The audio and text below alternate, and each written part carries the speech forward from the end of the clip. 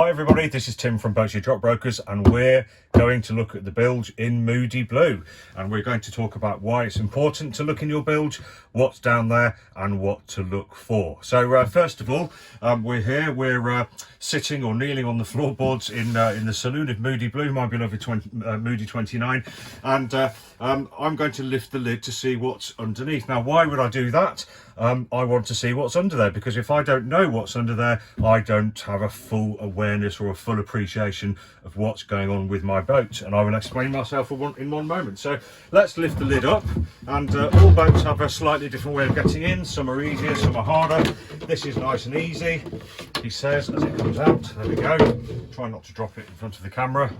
Put my glasses on so I can see, and now you can see we've got an almost centerline view of the bilge, which is excellent. Now first of all, I can see it's dry. There's no water in here. Now that means that there's no water getting into the boat, which is brilliant. That's what I don't want to happen. Also, I can see that it's a little bit dirty, which is not really what I want. I want my bilge to be nice and clean.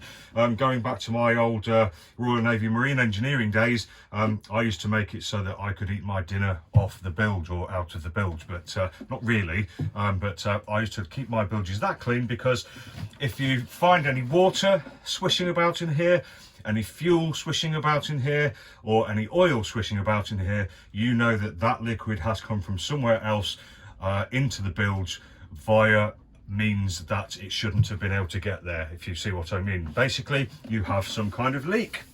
In this case, she's a little bit grubby, so I'm going to wipe her through when I finish this video, just so I can see everything. Now, what else is down here? Well, basically, we've got the bottom of the boat, which is the horizontal grey here. That's the very bottom. The other side of that is the keel.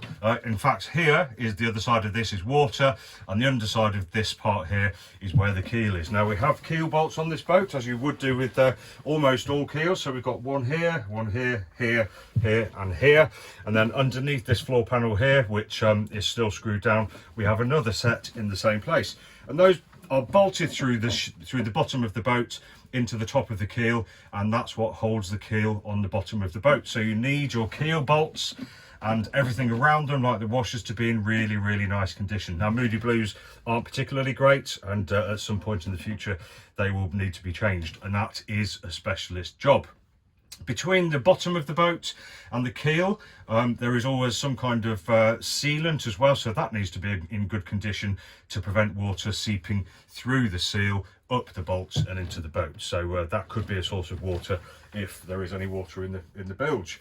Other things to note as well, we've got these holes here. You can see one here, you can't see the one under there, but there's a hole here and a hole here, and these are called limber holes. And what that does, that allows liquid to move throughout the bilge. Now, why would we want that to happen? That's because if there's any liquid up here, we want it to make its way through to the deepest part of the bilge, which is just under the camera where you can't see, and that's where the bilge pump suction sucks the liquid out of the bilge and takes it away over the side. So when you're operating your bilge pump, it will suck from down here. Any liquids up here will flow through down to the lowest point and be taken away and over the side, which is what we want.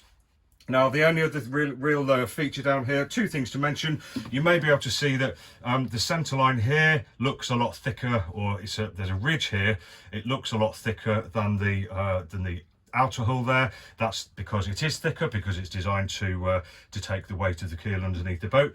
And also, the other thing is to mention, we've got these athwartship strengtheners or frames, and these run throughout the boat wherever the designer has placed them, and that serves to just strengthen the ship in a thwartship's direction, and to if they run up the sides of the boat as well, to strengthen the sides as well. So this has been Tim from Bilges Yacht Brokers, just taking you through a very, very basic bilge setup, what it's for, what's in it, and why we should keep it nice and clean. Thanks for watching. We'll see you next time.